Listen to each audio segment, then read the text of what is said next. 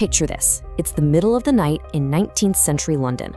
The city above is fast asleep, right? Wrapped in a thick, soot-filled fog. But down below ground, in the damp, claustrophobic darkness, a shadow moves. Today, we're diving into a really dark chapter of history for this explainer. You're about to step into the boots of an unsung laborer whose grueling, honestly horrifying reality literally kept civilization from drowning in its own waste. We're going on an immersive journey to experience the terrifying realities of the Victorian era. It's a time when progress clashed violently with human nature, culminating in an event so horrific, it literally brought the world's most powerful empire to its knees.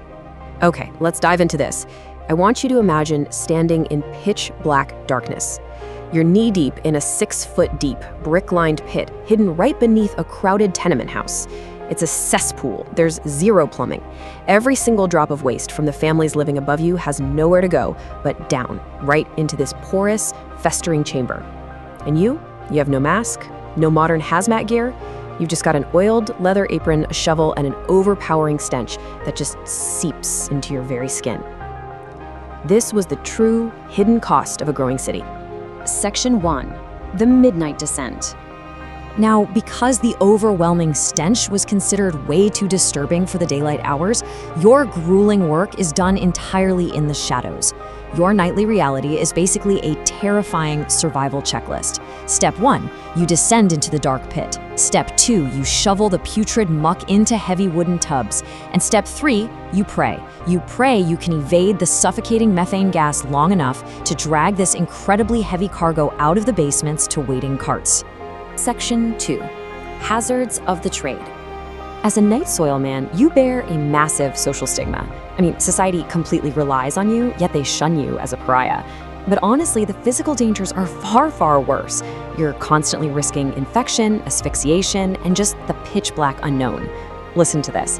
Back in 1325, a gong farmer, that's what they called them back then, named Richard the Raker, was working in a cesspit when the rotted wooden ceiling suddenly collapsed. Richard fell in, and he literally drowned in the feces he was hired to collect. It's an absolutely gruesome reminder of the hidden stakes of your trade. Section 3. An overwhelming tide. Now, what's really interesting here is what's happening above ground. The city you serve is absolutely exploding. By the mid-19th century, London surges toward 3 million residents, but with literally zero modern infrastructure. And it isn't just human waste we're talking about here. Think about this staggering number, 300,000. That is the estimated number of working horses clogging the streets of London. And those horses, they produce approximately 1,000 tons of dung every single day. The streets are completely coated in it. To deal with this, the city employs boys, some as young as 12 to 14 years old, to desperately dodge heavy traffic and scoop up the excrement as soon as it hits the cobblestones.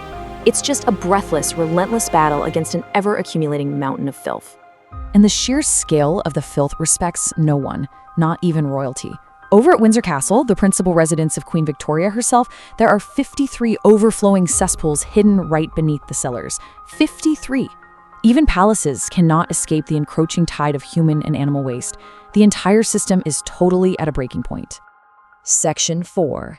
A deadly flush. Enter Edwin Chadwick. He's a passionate social reformer, and he is absolutely horrified by these cesspools. But there's a major catch. Chadwick operates under miasma theory. This was the prevailing belief at the time that diseases are caused by foul-smelling, poisonous air. Chadwick boldly declares that all smell is disease. So, what's his big solution? He decides to eliminate your livelihood entirely by flushing the smelly cesspools directly into the sewers. Let's move on and see how this builds, because Chadwick's well-intentioned reform triggers an absolutely unprecedented disaster. The sewers empty directly into the River Thames, often at low tide, so the waste just sits there, festering on the banks. And the horrific catch to all of this, the Thames is London's primary source of drinking water. By flushing the waste, Chadwick inadvertently sparks a massive cholera epidemic in 1849, killing over 14,000 people. The dark irony of this wasn't lost on the public. The Pharmaceutical Journal actually made a bitter joke about it, saying victims were drinking a beverage consisting of liquid guano flushed into the Thames properly diluted. Wow. And just like that, you, our night soil man, are completely out of work. The state bypassed your manual labor and, in doing so, inadvertently poisoned the entire metropolis. Section 5. The Great Stink. For a whole decade, millions of gallons of raw sewage pour into the river every single day. And then, the ticking clock finally runs out. Summer 1858. An unprecedented heat wave strikes the city. Temperatures soar to a blistering 118 degrees Fahrenheit in the sun. The Thames, which is completely choked with human waste at this point, literally begins to bake and ferment. The stench is so apocalyptic, so physically overpowering, that people are actually vomiting and fainting right in the streets. The famous physicist Michael Faraday dropped pieces of white paper into the river just to test its opacity. He wrote this really chilling letter to the Times, describing the water as an opaque, pale brown fluid, a fermenting sewer, noting how feces just rolled up in dense clouds right at the surface. Just imagine that. At this point, the panic is absolute. Parliament, which is situated right on the banks of the river, is completely paralyzed. Law courts are evacuated. The government actually hangs cloths soaked in lime chloride over the windows just so the politicians can breathe. Meanwhile, men are hired to dump over 200 tons of deodorizing lime onto the riverbanks every single day. But it is entirely futile against the unstoppable force of nature they've created. The stench is inescapable. So the crucial point is that the wealthy and powerful can no longer look away. Terrified of the miasma, they honestly believe this horrific smell will literally strike them dead. Benjamin Disraeli actually flees a committee room, declaring the river a Stygian pool, reeking with ineffable and intolerable horrors. Pure, unfiltered self-preservation finally forces the government's hand. The legislative response to this is incredibly fast. I mean, by July 15th, a bill is introduced, and by August 2nd, it is passed into law. It provides massive funding for the legendary civil engineer Joseph Bazalgette to construct a monumental 1,100-mile underground sewer system. Bazalgette's brilliant engineering finally carries the waste far out of the city limits. It permanently transforms London and ultimately defeats the cholera epidemics. Bazalgette's sewers are hailed as a marvel of the modern world, and rightly so.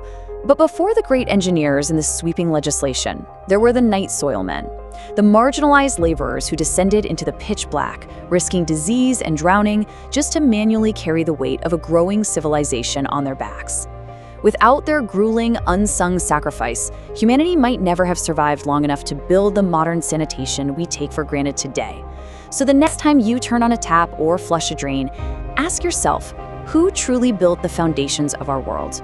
Thanks so much for exploring this dark chapter of history with us in this explainer.